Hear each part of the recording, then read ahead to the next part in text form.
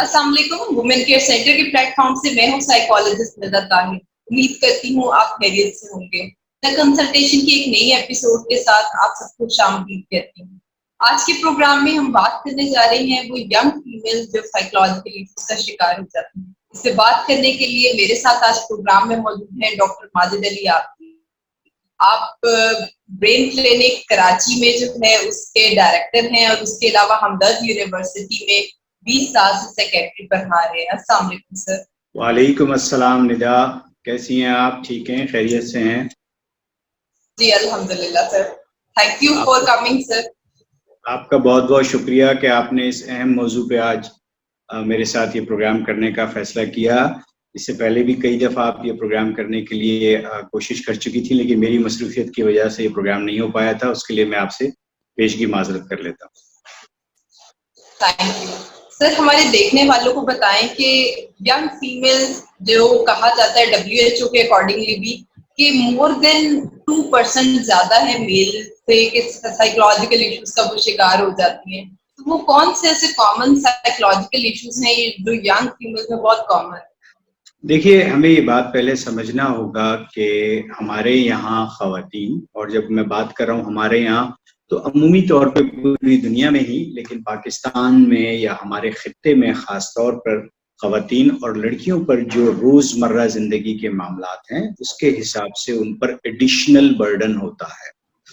अच्छा, जब हम बात करते हैं साइकोलॉजिकल इश्यूज की या साइकोलॉजिकल प्रॉब्लम्स की, तो आप ये बात जानते हैं कि bio psycho social model of disease का जिक्र किया जाता है कि हर पर्सनल इंडिविजुअल के अंदर कुछ ना कुछ बायोलॉजिकल कॉजेज, कुछ साइकोलॉजिकल और कुछ सोशल कॉजेज इन्वॉल्व होते हैं।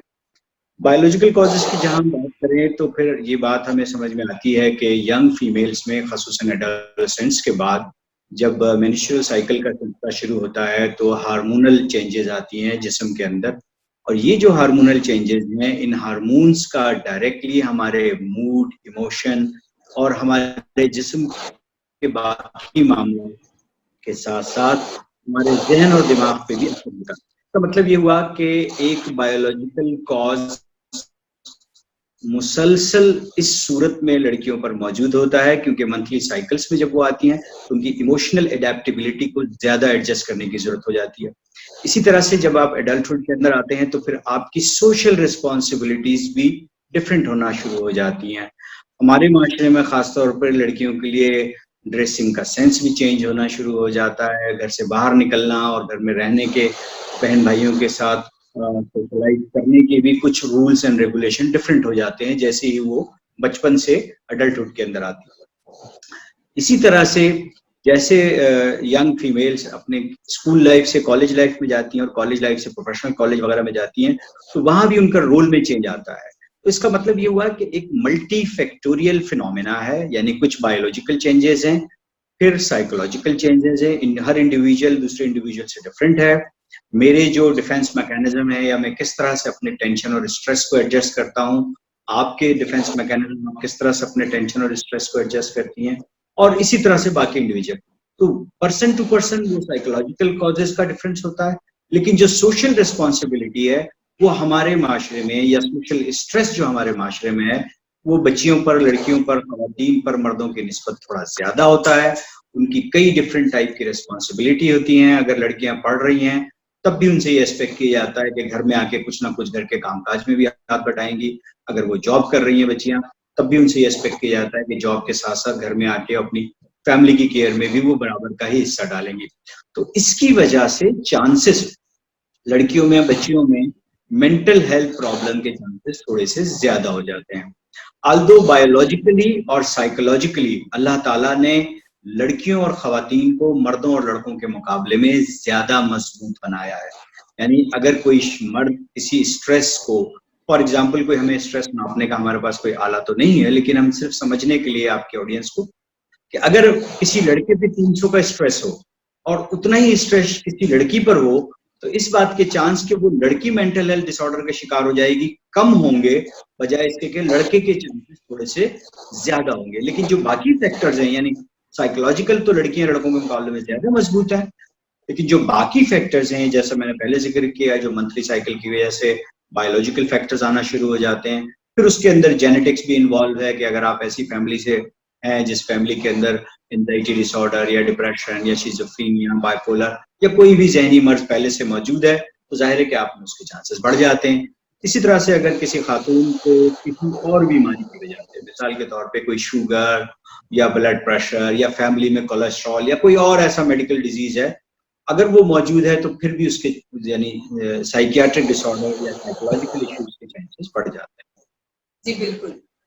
सर मैं कॉलेज में पढ़ाती भी हूँ, वहाँ पे भी बहुत सारी यंग फीमेल्स जो हैं वो आती हैं।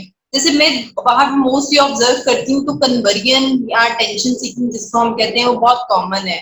सर उसके बारे में आपका क्या कहना है? जो बच्चियों का एज ग्रुप 14 साल से 18 साल की उम्र का होता है, उसमें कन्वर्जन डिसऑर्डर हमें बहुत ज्यादा देखने को मिलता है। अच्छा देखें, अब कन्वर्जन डिसऑर्डर यकीनन एक ऐसा डिजीज है या ऐसी बीमारी है कि जो लड़कियों में और यंग फीमेल्स में बहुत ज्यादा होती है, बहुत कॉमन होती है। लेकिन हमें पहले ये बात समझना है कि कन्वर्जन डिसऑर्डर तक या हिस्टीरिया की बीमारी तक, जिसको पहले जमाने में हिस्टीरिया कहते थे, और हिस्टीरिया कहने की वजह भी ये थी कि मेडिकल टर्मिनोलॉजी में हिस्टर का लफ्ज जब आता है तो इसका मतलब यूट्रस से होता है। और पहले ये ख्याल किया जाता था कि कन्वर्जन डिसऑर्डर या हिस्टीरिया की बीमारी सिर्फ लड़कियों में होती है, और इसलिए इस बीमारी का नाम रखा गया था हिस्टीरिया के शायद कोई ऐसी मेल फंक्शनिंग या कोई मेल प्रॉब्लम है जो हिस्टर के साथ या यूट्रस के साथ है, इसकी वजह से लड़कियों में ऐसा हो जाता है। जबकि बाद में ये बात रियलाइज हुई और इसके ऊपर सिगमंड फ्राइड ने बहुत काम किया था, और बाद में उनकी बेटी एना फ्राइड ने ये बात साबित की कि ये बीमारी सिर्फ लड़कियों तक महदूद नहीं है, तो मर्दों को और हर एक को हो जाती है, लड़कों को भी होती है। हमें ये बात समझना है कि क्यों लड़कियां इतनी ज्यादा अटेंशन सीकिंग हो जाती हैं, क्यों लड़कियों के अंदर ये वाली कैफियत आ जाती है कि जिसमें वो अपने रूटीन जो स्ट्रेस है जिंदगी के, उसको कॉप नहीं कर पाती हैं। तो जो बात मैं इससे पहले आपसे कह रहा था कॉजेज के अंदर, तो हमें ये बात समझना होगा कि अमूमी तौर पे जब कन्वर्जन डिसऑर्डर के पेशेंट्स क्लिनिक्स में रिपोर्ट होते हैं तो उनके साथ अंडरलाइंग कोई ना कोई एंजाइटी डिसऑर्डर, कोई डिप्रेशन, कोई रिसेंट लाइफ इवेंट ऐसा जो स्ट्रेसफुल लाइफ इवेंट हो, और जिसके लिए हल्का हल्का सा थोड़ा थोड़ा सा स्ट्रेस कहीं से पाइलअप होता हुआ जमा हो रहा था, और फिर किसी एक इवेंट से वो सडनली वो स्ट्रेस बड़े मैग्नीट्यूड में हो जाता है, और बड़े मैग्नीट्यूड की वजह से वो कन्वर्जन डिसऑर्डर में कन्वर्ट हो जाता है। यानी ऐसा होता है कि वो बच्ची अपने इमोशन और जज्बात को समझ नहीं आता है कि जो कुछ हो रहा है ये क्यों हो रहा है, कैसे हो रहा है, और फिर वो बाय मजबूरन यानी कन्वर्जन डिसऑर्डर या अटेंशन सीकिंग बिहेवियर का शिकार हो जाती है। बिल्कुल, thank you so much sir, आपने बहुत अच्छे से गाइड किया कन्वर्जन डिसऑर्डर के बारे में और हमारे देखने वालों को भी बताया, क्योंकि बहुत सारे मिसकॉन्सेप्ट्स जो थे वो आपको देखने में मिलते हैं, लेकिन आपने बड़े अच्छे से प्रिसाइजली डिफाइन कर दिया। सर जब हम कॉज की बात करते हैं, किसी डिसऑर्डर की बात करते हैं, तो उसके कोई ना कोई अंडरलाइंग कॉजेज होती हैं, वजूहात होती हैं, रीजंस होती हैं जिसकी वजह से वो इतना एग्जैजरेटेड होता है। अब हम देखते हैं तो यंग फीमेल्स में सेल्फ हार्म का, सुसाइड का, डिप्रेशन का, ये बहुत कॉमन देखने में ये इश्यूज भी हमें आजकल मिलते हैं। तो सर आपको क्या लगता है कि वो कौन से अंडरलाइन कॉजेज या रीजंस हैं जो इधर तक पहुंचती हैं यंग फीमेल? सबसे पहली बात तो नेग्लिजेंस, और ये नेग्लिजेंस खुद हम अपने लेवल पे भी यानी बच्चियों को खुद को भी हमें नहीं पता, अवेयरनेस नहीं है, गाइडलाइन नहीं है कि मुझे ये क्या अलामात हो रही हैं और ये अलामात क्या किसी बीमारी का भी हिस्सा हो सकती हैं। दूसरी तरफ फिर ये है कि जब घर में 2 या 3 सिबलिंग्स भी हों, बहन भाई हों आपस में, तो माँ बाप बड़े आसानी से इस बात को तो रिकग्नाइज कर लेते हैं कि मेरा ये वाला बच्चा उस बच्चे से डिफरेंट है, ये वाला बच्चा उस बच्चे से डिफरेंट है। लेकिन माँ बाप भी इस बात को नेग्लेक्ट करते हैं, नेग्लिजेंस करते हैं, मेरे इस बच्चे को इमोशनल प्रॉब्लम है और मुझे इसके लिए किसी प्रोफेशनल हेल्प की जरूरत है। यहाँ तक तो माँ बाप मानने पे तैयार हो जाते हैं कि हाँ इस बच्चे का इमोशनल ट्रैक दूसरे बच्चों से डिफरेंट है और इसको किसी न किसी इमोशनल हेल्प की जरूरत है, लेकिन माँ बाप उसको प्रोफेशनल हेल्प तक ले जाने में नाकाम हो जाते हैं। उसकी फिर कई वजूहत हैं। एक वजह तो यह है कि हमारे माशरे में साइकोलॉजिस्ट या साइकियाट्रिस्ट से इलाज कराना जो है वो बदकिस्मती से एक गाली के तौर पे लिया जाता है, और लोग ये समझते हैं कि साइकोलॉजिस्ट या साइकियाट्रिस्ट तक सिर्फ पागल लोग या ऐसे अफराद जिनको नफ्सियाती कहते हैं वो आते हैं। आप निदा खुद प्रोफेशनली काम करती हैं, आप ये बात जानती हैं कि 90% से अफराद जो हमारे क्लिनिक में आते हैं, 90% से ज्यादा मरीज जो हमारे पास दिखाने आते हैं, वो कतई तौर पे नफ्सियाती कहलाने के हकदार नहीं है, वो कतई तौर पे पागल कहलाने के हकदार नहीं है, और इनमें से ज्यादातर लोग छोटे मोटे इमोशनल प्रॉब्लम और डिप्रेशन और एंजाइटी, या दिमाग के कुछ ऐसे केमिकल जिनको हम न्यूरोट्रांसमीटर कहते हैं, जो हमारे दिमाग के लिए विटामिन की तरह काम करते हैं, उनकी डेफिशिएंसी का शिकार होते हैं। लेकिन बदकिस्मती से चूंकि ये बात हमारे माशरे में एक्सेप्टेड नहीं है, इसलिए लोग उसका इलाज नहीं कराते हैं। और फिर जब मामला बन जाता है डेलिबरेट सेल्फ हार्म पे, जब वो देखते हैं कि बच्चा अपने आप को नुकसान पहुंचा रहा है या कट कर लगा रहा है या किसी और तरीके से अपनी सेहत का ख्याल नहीं रख पा रहा है और उसकी वजह से वो अपनी किसी न किसी जिस्मानी अजियत या इमोशनल अजियत अपने आप को दे रहा है, उसके बाद फिर उनको एक बात का ख्याल आता है। तो उस वक्त कई दफा काफी मामला या जो बीमारी है, चाहे वो एंजाइटी डिसऑर्डर हो या डिप्रेशन हो, जो कि एक छोटी मामूली बीमारियां हैं, छोटी मामूली बीमारियां इस सेंस में मैं कह रहा हूं कि आराम से काबिल इलाज बीमारियां हैं। और वो बीमारियां जब काफी कॉम्प्लिकेट होती हैं, तब माँ बाप और घर वाले या फ्रेंड या कुलीग्स इस बात का एहसास करते हैं कि हमारे इस दोस्त को या मेरे बच्चे को या मेरी बहन भाई को प्रोफेशनल हेल्प की जरूरत है। दूसरी तरफ जो मैंने पहले बात की कि खुद अवामुन नास में ये आगाही नहीं है। हमारे यहाँ मसला ये है कि अगर आप किसी से ये कहें कि मुझे पिछले 3 हफ्तों से मेरा दिल कहीं लग रहा है, मुझे किसी चीज में मजा नहीं आ रहा है, मेरे सर में दर्द होने की वजह से मैं उदास रह रही हूँ, मुझे बेजारी हो रही है, और मैं जितना पहले अपने कामकाज में घर में चीजों में टीवी देखते हुए एंजॉय करती थी, अब वो एंजॉय भी नहीं कर पा रही हूँ, और मुझे 3 हफ्ते से ये 5-6-7 अलामात हो रही हैं। सो 100% आपको जवाब मिलेगा, तुम रिलैक्स हो जाओ, चलो आइसक्रीम खा लो, अच्छा शाम को हम घूमने चलते हैं। जबकि आप ये बात जानती हैं कि वर्ल्ड हेल्थ ऑर्गेनाइजेशन के डायग्नोस्टिक क्राइटेरिया के तहत ये मेजर डिप्रेसिव डिसऑर्डर के क्राइटेरिया पूरे हो रहे हैं, यानी माइनर डिप्रेसिव भी नहीं, मेजर डिप्रेसिव डिसऑर्डर के। लेकिन अगर इसके मुकाबले में आपके घर का कोई फर्द सिर्फ ये कह दे कि मेरे हाथ में 2 घंटे से शदीद दर्द हो रहा है और मेरे दाएं कान में 2 घंटे में से शदीद दर्द हो रहा है, तो सबसे पहले उसको डॉक्टर के पास लेके जाया जाता है, यानी मेडिकल हेल्प की जरूरत पड़ती है और हमें उसे इलाज की तरफ ले जाते हैं। तो एक तरफ 3 हफ्ते के ऐसे इमोशनल सिम्टम जो शदीद डिस्ट्रक्शन का बाइस बन रहे हो, जिससे आपकी पर्सनल और प्रोफेशनल लाइफ बेतहाशा डिस्टर्ब हो रही हो, लेकिन उनकी माशरे में एक्सेप्टेबिलिटी नहीं है कि ये किसी बीमारी का हिस्सा हो सकते हैं, और इन अलामात के इलाज की भी जरूरत है, और क्या ये अलामात काबिल इलाज भी है। सर, हमारे देखने वालों को अगर आप कोई टिप्स, क्योंकि घर में बैठे लोग जो हैं बहुत ज्यादा प्रोफेशनल हेल्प की तरफ नहीं जाते, पहले तो उनको चाहिए कि प्रोफेशनल हेल्प लें अगर वो डिप्रेशन, स्ट्रेस, एंजाइटी या किसी भी ज़हनी उनको लगता है दबाव का शिकार है, तो हेल्प लेने की जरूरत है। लेकिन कुछ ऐसी मोटी मोटी टिप्स जो आप हमारी यंग फीमेल्स को स्पेशली जो है वो कहना चाहें कि अगर वो ये यूज करें तो अपनी जिंदगियों को बेहतर कर सकती हैं। जो सबसे अहम बात मुझे आजकल लगती है, जो मेरे तजर्बे में आई है, वो ये कि हम लोगों का स्क्रीन टाइम बहुत ज्यादा हो गया है, और खुसूसन यंग बच्चों और बच्चियों का mobile, TV, laptop. International recommendation ये है कि 24 घंटों में 2 घंटे से ज्यादा आपका स्क्रीन टाइम नहीं होना चाहिए।